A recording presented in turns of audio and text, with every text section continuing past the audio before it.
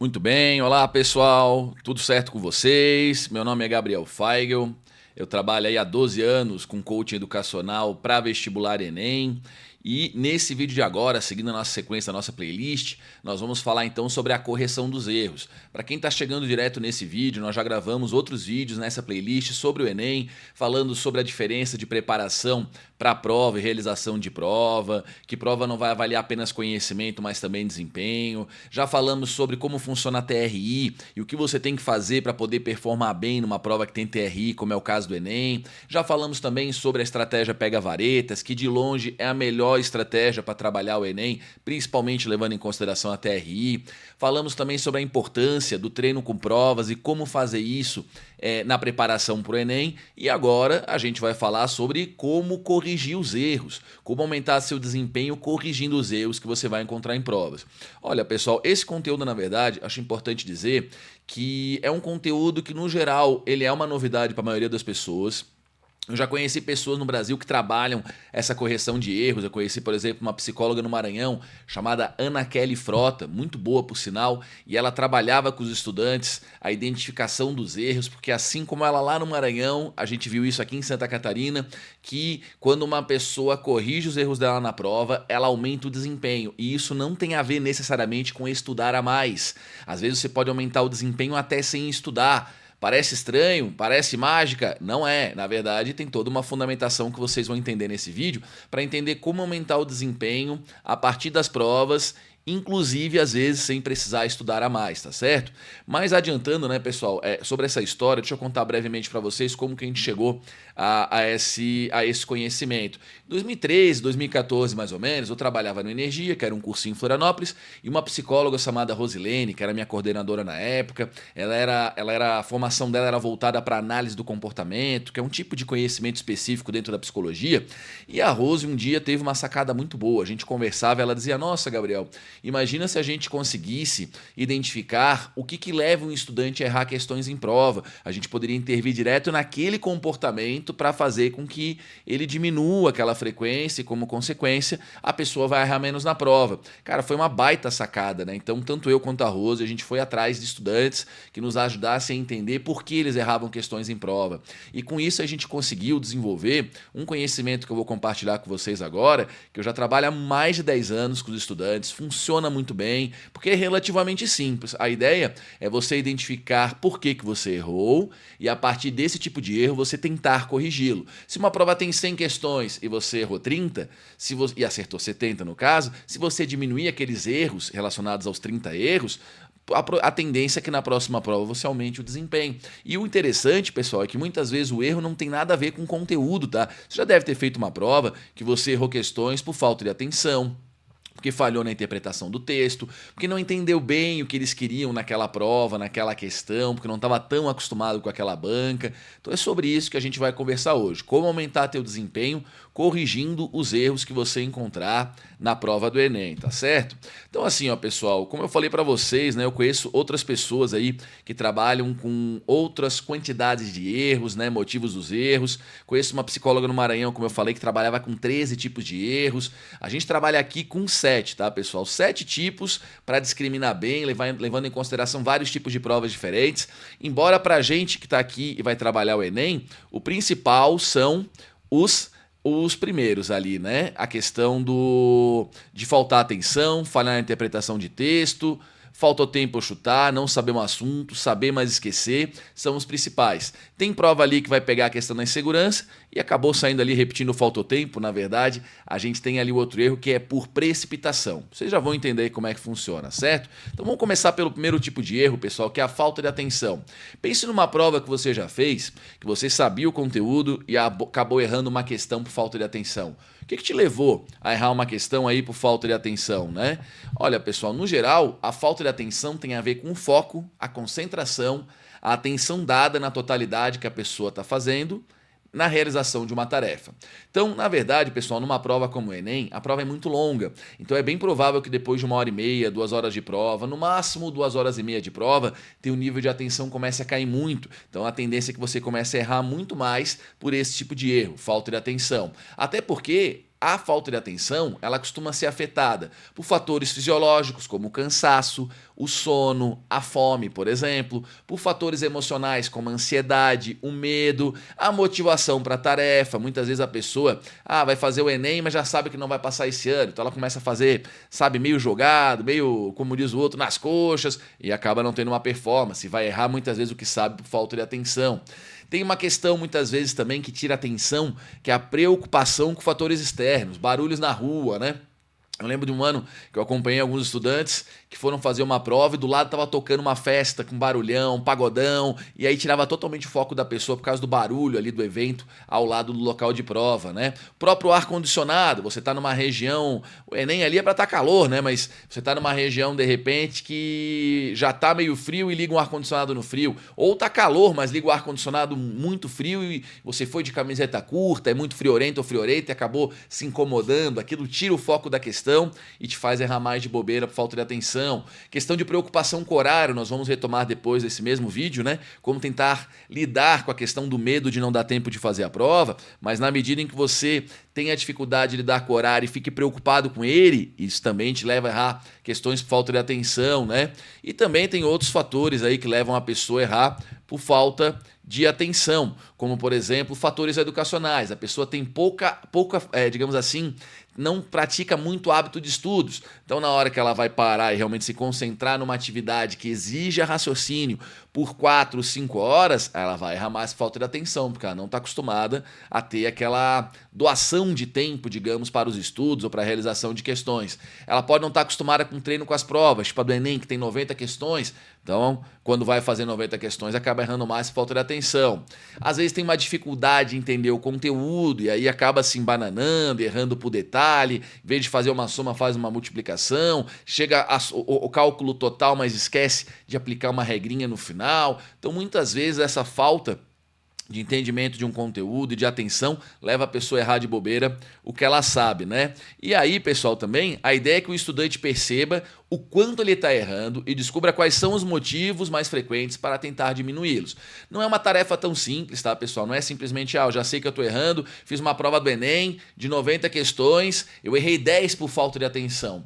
Tá, mas aquelas 10 que você errou por falta de atenção, o que te levou a errar por falta de atenção? Foi cansaço? Tu fez a prova, de repente, simulando em casa, não estava tão afim? Estava cansado ou cansada? Estava com sono? Ficou ansioso ou ansiosa? O que te levou a errar aquela questão por falta de atenção? Discriminar isso, especificar isso é chave para que você possa aumentar a quantidade de erros, certo? Aí, pessoal, vamos para o segundo tipo de erro, que é a falha na interpretação de um texto. Dá 5 segundos para você ver a tirinha, tá certo?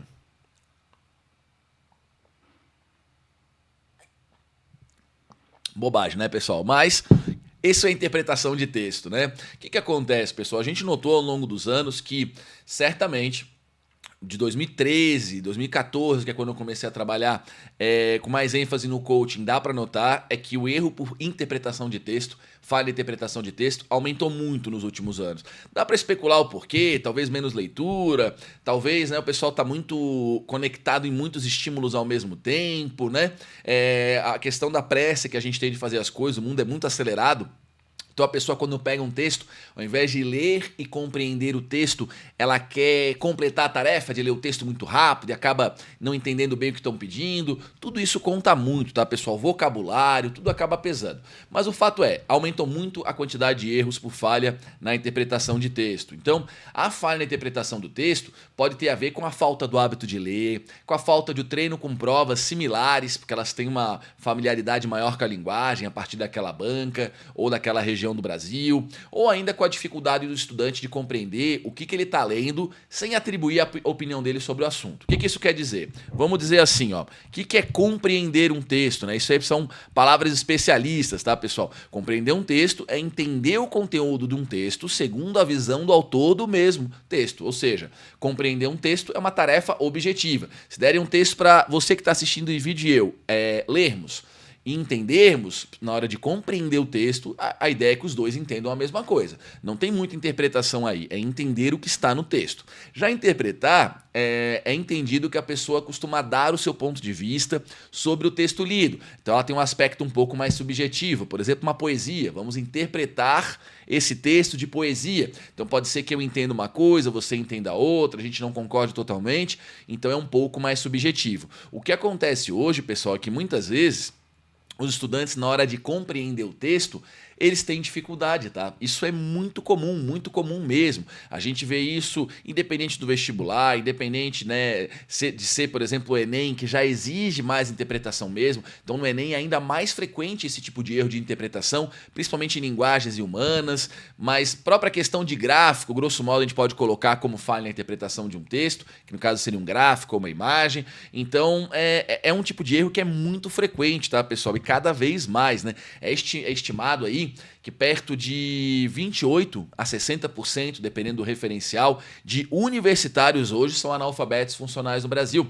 E isso leva a crer que boa parte desse público vai ler um texto e não vai compreendê-lo, né? Ao meu ver, é urgente a gente intervir aí já na infância, adolescência, ensino fundamental, com a questão do hábito de ler, sabe? Não tem como escapar disso se a gente quiser subir o nível de desempenho de interpretação de texto aí dos adolescentes, estudantes que vão fazer o Enem. Mas isso é uma intervenção de médio e longo prazo, né? Então, e é a nível de Brasil, uma questão estrutural, não é algo regional, algo pontual. Então, algo bem complexo está sendo resolvido. O fato é, muitos estudantes estão errando aí por falha na interpretação de texto e você tem que cuidar para não ser esse o seu caso, né? Então, uma prova bem escrita vai cobrar bem a questão da compreensão textual em sua maior parte, salvo exceções como questões de português e interpretação de texto. O Enem, muitas vezes, algumas questões não são lá bem escritas, poderiam ser melhor, né? A gente sabe disso, e aí, às vezes, ela acaba induzindo a pessoa a ter que interpretar um conteúdo que não era bem a compreensão, é realmente acabar trazendo um ponto de vista, elaborando um pouco mais, então isso acaba complicando um pouquinho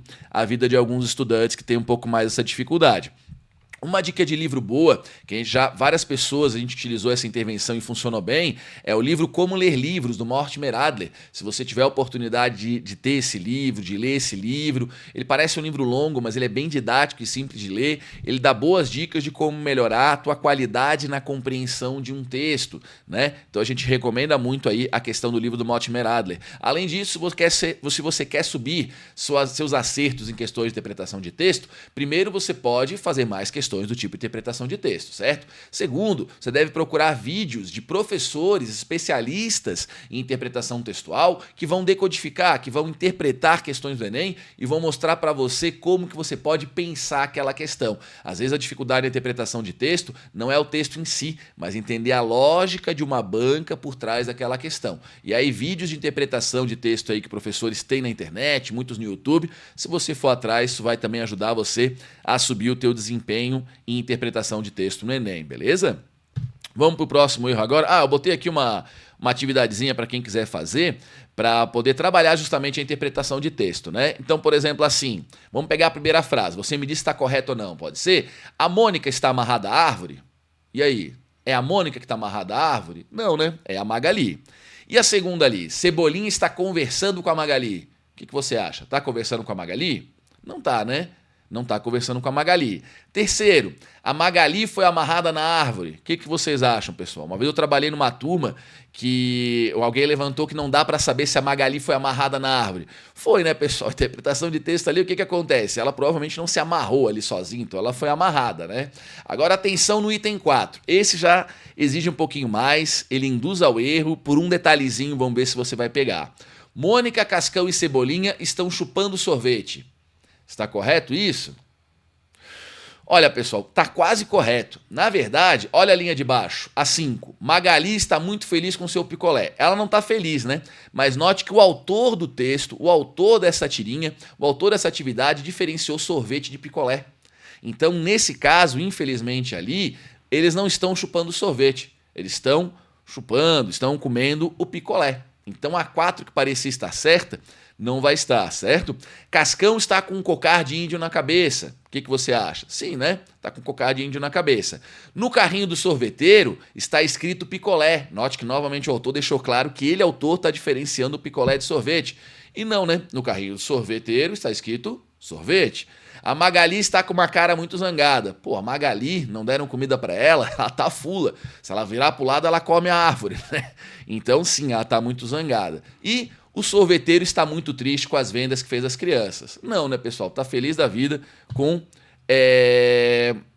as vendas que fez a criança. Então, o gabarito aqui, o certo, a 3 está correta, a 6 está correta e a 8 está correta, tá certo? Você acertou todas? Errou alguma? Comente aqui com a gente, comente com a gente aí qual que foi o teu índice de acerto nessa questão. E se você discorda de algum gabarito dela, comente com a gente também, beleza?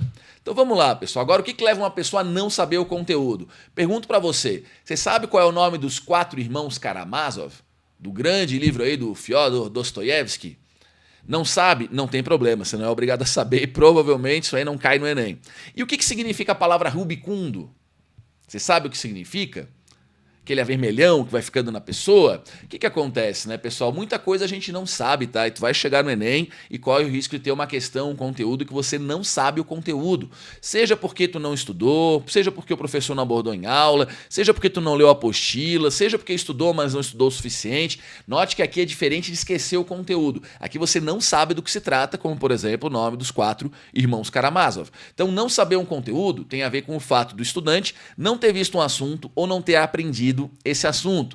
Pode demonstrar, portanto, que o estudante está estudando pouco, está estudando insuficientemente uma matéria ou todas elas. A organização, ou seja, a falta de tempo e eleição de prioridades, a falta de motivação com relação a algumas matérias podem resultar na alta frequência desse item. Então, você deve tentar estudar todo o conteúdo que pode ser cobrado numa prova e se não está estudando tudo, provavelmente tu vai ter mais erros do tipo não saber um conteúdo. Às vezes também acontece com o estudante que é mais autodidata, não está fazendo cursinho, está estudando muito por conta, muitas vezes erra por não saber um conteúdo de coisas mais específicas, pontuais. O que acontece, né, pessoal? Se no dia da prova tiver uma questão, um conteúdo que você realmente não sabe, trata ele como difícil, deixa por último na prova. Lembra, a gente trabalhou em vídeos anteriores, quando falou da TRI, falou sobre a estratégia pega-varetas, que você deve priorizar o que você sabe. Então se preocupe em fazer o que você sabe. Caiu uma questão que tu não sabe, tu até vai tentar acertar, mas deixa por último, né?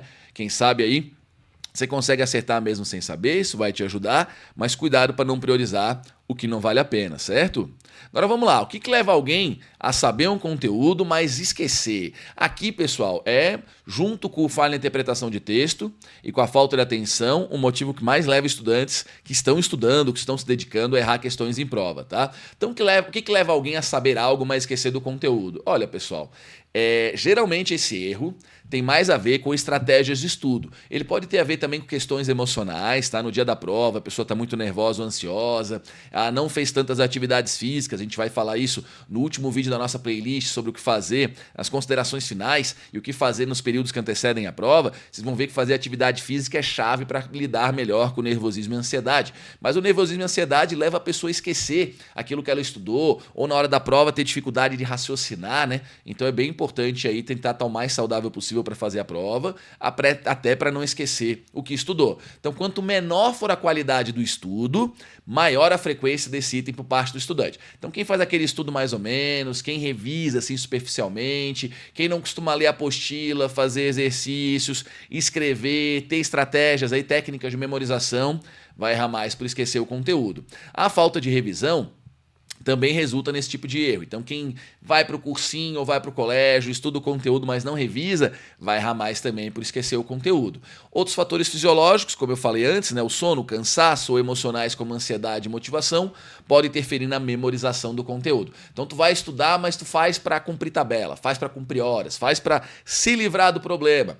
A tendência é você memorizar menos um conteúdo do que alguém que está motivado para aquela tarefa, que gosta de estudar, que vê muita importância naquilo, né?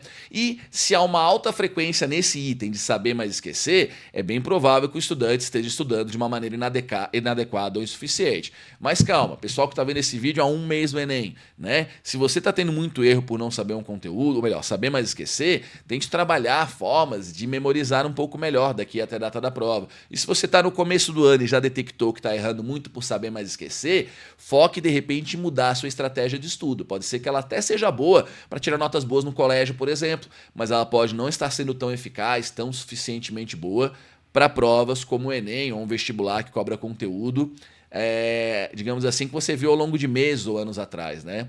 Certinho, pessoal? Tranquilo? Vamos para o próximo tipo de erro, então? Então vamos lá.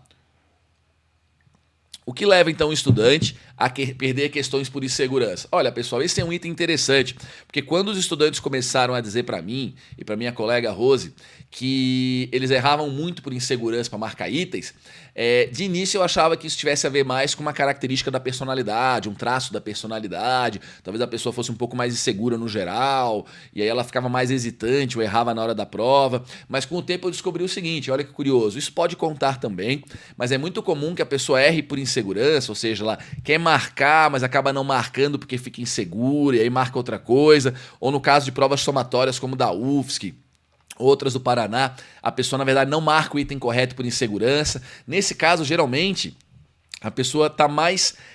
o erro está mais relacionado a, primeiro, pouca familiaridade com a prova. Isso conta muito, a pessoa não está acostumada com aquela prova e acaba não arriscando, acaba hesitando na hora de responder uma questão. Ela pode ter um cansaço durante a realização da prova que acaba pesando nessa questão. Ela pode ter falta de confiança com relação ao seu conhecimento, dela não arrisca marcar itens que ela não tem certeza. Geralmente também pode ser que falte revisão, ela esteja com um estudo inadequado e com isso também ela fica insegura para marcar item. Não é incomum que quando a questão da quantidade muito grande de questões por insegurança, quando tiver muitas questões, muitos erros desse tipo, também tenham muitos erros também por saber, mas esquecer. Geralmente vem juntos esses dois tipos de erro. E esse item costuma ter uma alta frequência, né? Como eu falei ali, junto com o item sabia, mas esqueceu. Pode ser que a pessoa saiba e esqueça muito e não marque, não perca itens por insegurança. Mas pode ser que ela erre muito por insegurança e aí com certeza ela vai errar também por saber, mas esquecer, tá certo?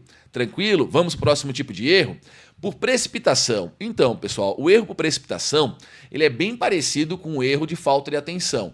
Porém, o principal critério para caracterizar um erro por tipo precipitação é que a pessoa está com mais pressa. Ela, ao invés de errar só por falta de atenção, embora a precipitação também seria um tipo de erro de falta de atenção, o principal fator é a pressa e não a distração. Então, geralmente, o que leva uma pessoa a errar questões por precipitação?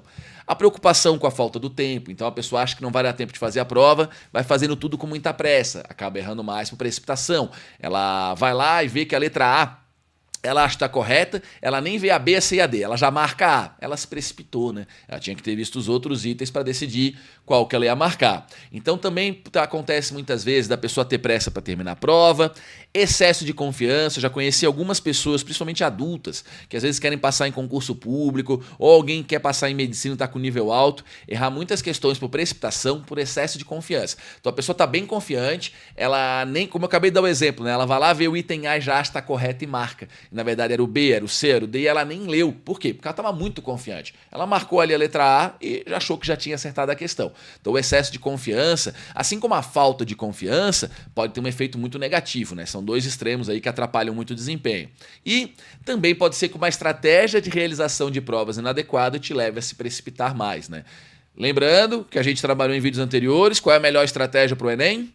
Estratégia pega varetas, mapear fáceis, médias difíceis, antes de começar a prova, beleza? Vamos para o próximo erro agora? Agora a questão da falta de tempo, né, pessoal? O último tipo de erro, tá certo? Já vou explicar para vocês, inclusive, como aplicar isso de maneira prática, mas vamos lá. Olha, pessoal, vocês vão fazer o Enem, por exemplo. São 90 questões.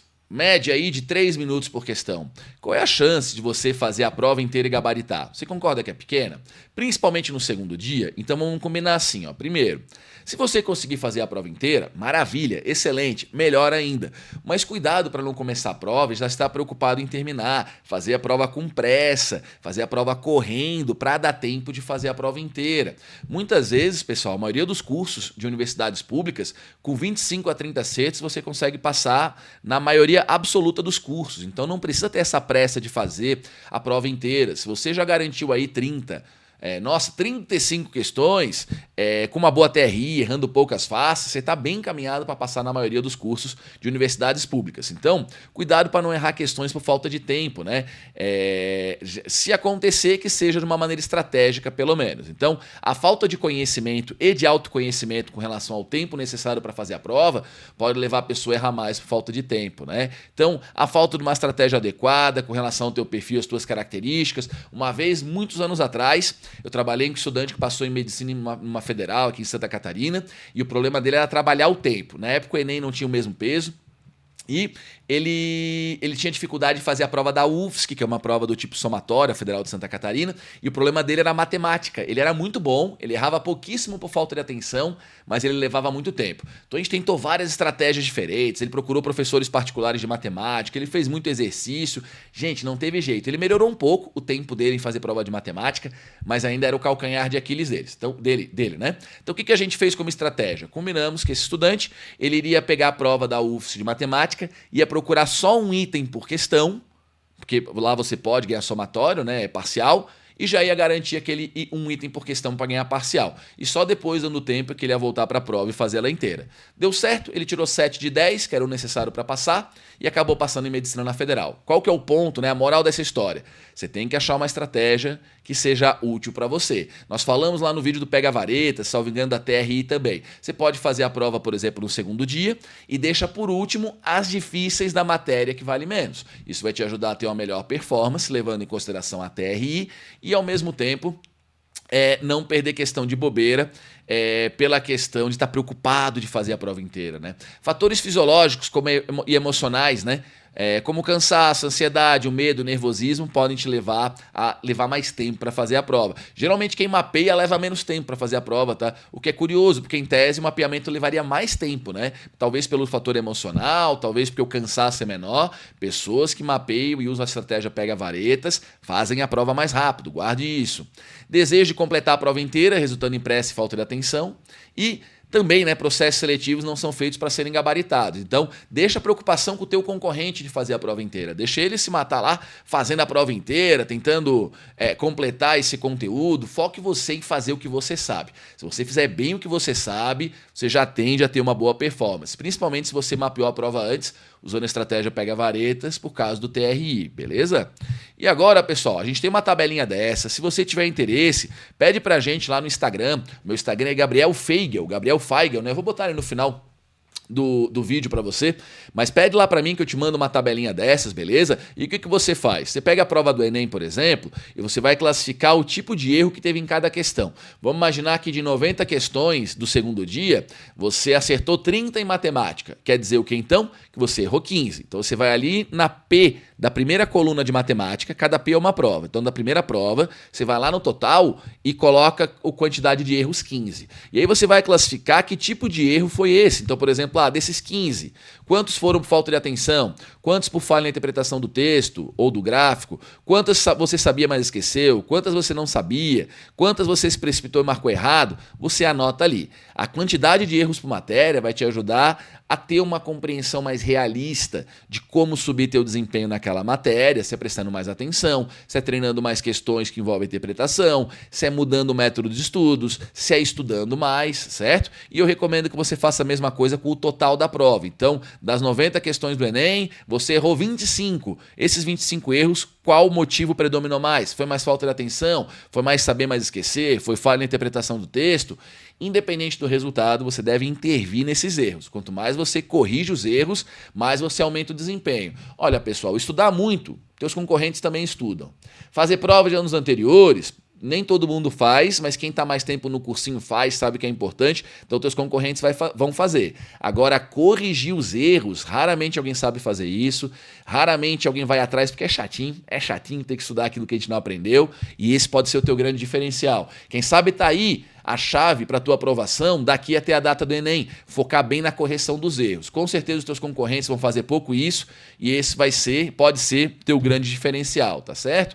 Aqui uma tabelinha também, se você quiser, você pede para a gente lá no Instagram, que a gente compartilha, para você anotar os assuntos que você errou na prova. Você errou a questão 18 de matemática, né? Qual que era o assunto da questão, né? Era um assunto que você não sabia ou não conhecia? Você bota do lado esquerdo. Você sabia ou estudou, mas na hora esqueceu? Você anota no meio. E se for uma outra questão que você até de repente tem uma ideia do que se trata, mas você acha melhor revisar, você bota ali em outros. Às vezes é uma questão que tu até acertou, mas na hora de fazer a prova tu viu, putz, acertei por sorte, não estou confiante, você marca ali em outros, e essa segunda tabela aqui, essa tabela que eu estou mostrando agora, vai te ajudar a direcionar os estudos, tá certo? Vai te ajudar a direcionar aquilo que você precisa estudar nessa reta final ou ao longo de um ano de Enem, tá certo? Gostou das dicas, pessoal? Olha, modéstia à parte, isso aqui é diferente, tá, pessoal? Não é todo mundo que tem esse conhecimento de como corrigir os erros, né? Vou usar essa frase aí do Winston Churchill para estar encerrando o conteúdo da aula de hoje, né? O sucesso consiste de ir de derrota em derrota sem perder o entusiasmo. O problema, pessoal, não é você errar muito em prova, o problema é você não trabalhar para subir o seu desempenho, tá certo? Tá aqui o nosso Instagram. Se quiser pedir alguma dessas tabelas pra gente, mande lá recado no Instagram. Eu também faço atendimento de coaching educacional para estudantes que vão fazer o Enem. Então, se você tiver interesse em agendar um atendimento pra gente conversar, ver qual é a tua situação e te acompanhar para tua aprovação aí no Enem, acompanhamento psicológico e treinamento com provas, procure a gente ali no Instagram ou nos adicione ali no WhatsApp para conversar com a gente, tá bom? Gente, muito obrigado pela atenção, espero que tenha aproveitado o conteúdo e até o próximo vídeo. Se não se inscreveu ainda no nosso canal, por favor, se inscreva e curta aí o nosso vídeo, tá bom? Valeu!